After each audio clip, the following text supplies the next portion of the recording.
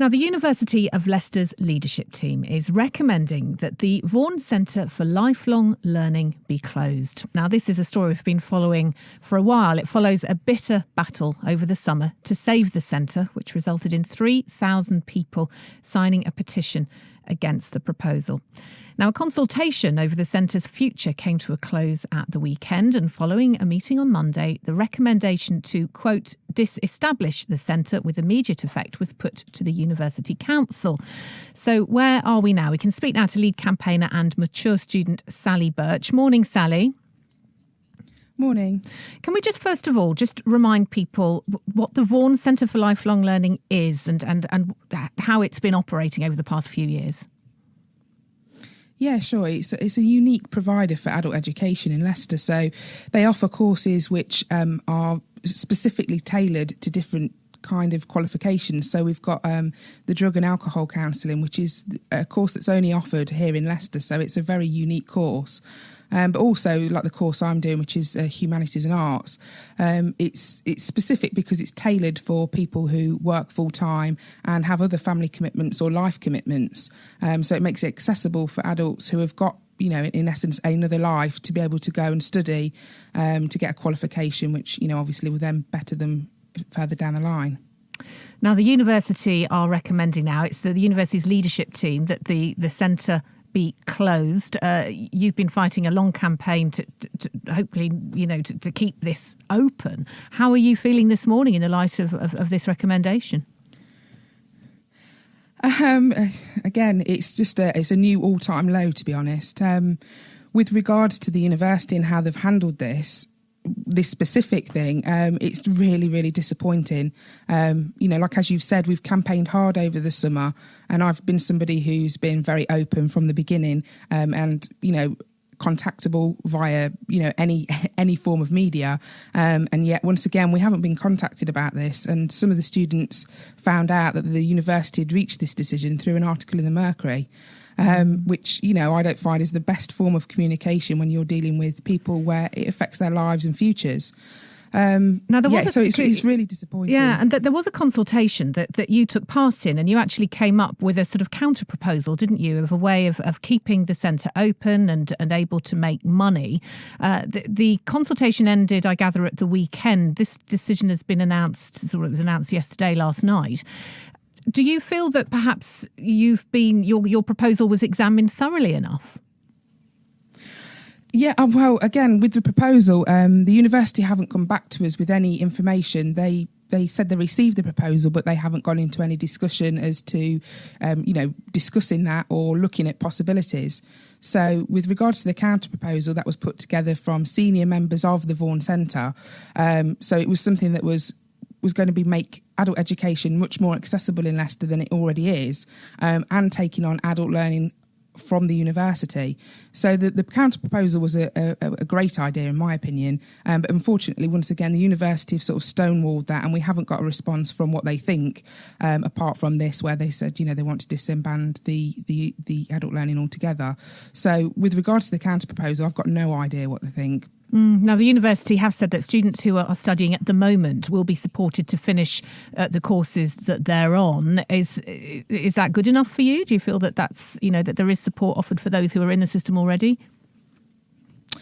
The university have said that statement from the beginning, but with regards to someone like myself, and there's a few of us who are studying at the moment on a certificate of higher education, we were sold a 5-year course. So for us, at the moment, it's broken down that we study for 2 years, and that's classed as the certificate of higher education. And then we would go on to study for the degree. We've been told we can't continue. And this is something that isn't getting across in the media, because I know Kate Godfrey, who spoke for the university at the last when we handed the petition over, she said she'd welcome me with open arms to study for my teacher training. This isn't the case, because I haven't been told anything from the university about my studies being able to continue. Okay. You know, this consultation has gone on for 30 days and we still haven't got any answers, really. So it's very frustrating. The university aren't being accountable. The Vice-Chancellor still hasn't come forward and spoken spoken, which I find, if you were a businessman, if you were an MD of a company, you couldn't run a company like this. If you're a VC of a university, surely this isn't how you handle people. This isn't how you run a university. It's terrible. Well, I have a statement that I'll read from the university in just a moment. But what happens next? Where do you go from here? We're certainly not giving in. We've got some new ideas, we've got some new plans, but the 16th of September is a key date for us. It's when the University Council meet with the university. The University Council will have the final decision. We will have a lobby outside on that day, hoping to rally some support. But for me, I hope that the University Council take in all of the information, and I hope that the university provide them with all the evidence and support that we can give to show that we've actually really battled to do this, and that the University Council then can see that this is a worthwhile cause and take time to look at the counter proposal and hopefully do the right thing. Thank you, Sally. That's Sally Birch. Well, we have, of course, invited the University of Leicester to speak to us this morning. They wouldn't, but they've sent us the following statement. They say, having considered all representations, including the counter proposal prepared by some of the centre's staff, the ULT unanimously agreed to recommend to the University Council that the centre be disestablished as an academic department. The final decision, as Sally says, will be made by the council mid-September. Now, The Guardian this morning, leading with the Sports Direct story. You may have heard us talking about this, much cleverer than us. 8:23 now. The University of Leicester and their leadership team are in the news this morning after recommending that the Vaughan Centre for Lifelong Learning should indeed be closed. This follows a bitter battle over the summer to save the centre, which resulted in 3,000 people signing a petition against the proposal. A consultation over the future of the centre came to a close at the weekend. And here we are on Wednesday with the decision from the university being recommended to the board that the college should be disestablished. That's the quote. With immediate effect. And we can speak now to Dr. Miriam Gill, who's one of the centre's lecturers, and we're also joined by student Rob Greenhill, who's just completed his course. Good morning, both of you. Morning. Miriam, let me start with your reaction. First of all, the consultation closed at the weekend. It feels quite a quick decision, doesn't it? Yes, they made the decision on Monday, and their decision was that the business plan they'd put forward, which was the subject of the consultation, that this business plan they agreed with. They said they agreed with it unanimously, and they'll recommend to the council that we should be disestablished. So financially, if this makes sense to move lifelong learning and integrate it into the bulk of the main body of the university instead of keeping these sort of specific courses at Vaughan Centre, does that make any sense to you at all? And if not, why not? We think the financial arguments are really dubious because the university, when they've closed all our work down, they will have less money.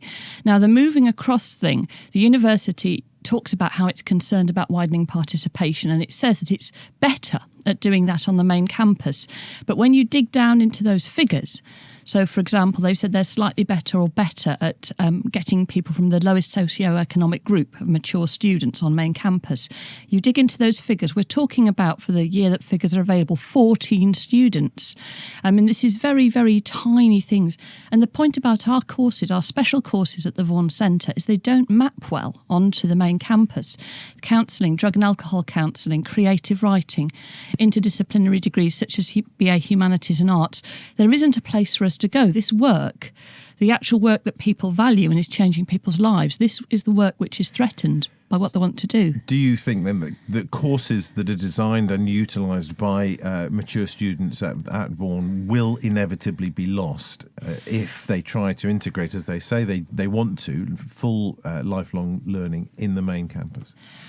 We don't know of any evidence that they're going to protect or preserve these unique courses, which are so valuable and change people's lives. They do say they're committed, though, to improving on lifelong learning and reaching out to the community and making sure the university is as available as it can be for mature students. The difficulty we have is that they have a very poor record on the retention of mature students. They have a 25% dropout rate of mature students on main campus, which is double the national average. And we're the people who have 150 years of expertise of working with mature students. I can't understand why they don't see us and our courses as a resource. Let's talk to Rob now, though. Rob, you're a student at Vaughan. You've just completed your course. How valuable was that experience for you? hugely valuable.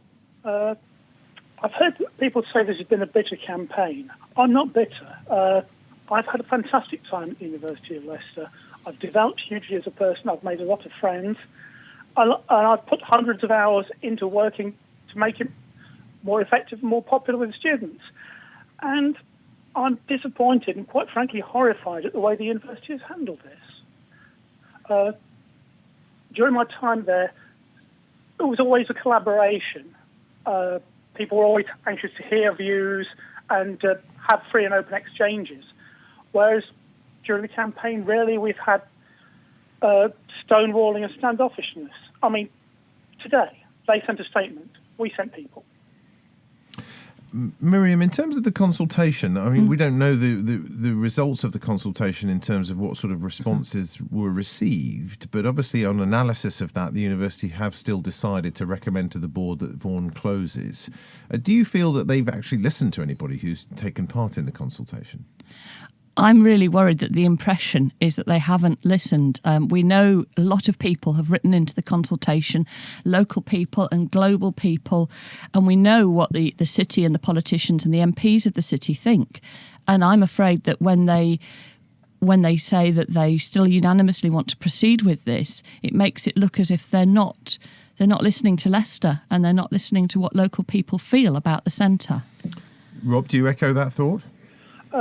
Absolutely. I mean, because of the people it draws on. The Vaughan Centre is actually the most Leicester of all the university's departments. And if it closes it, quite frankly, I think I don't see how it can keep its name. What would you urge the university board then to do with this recommendation, Rob?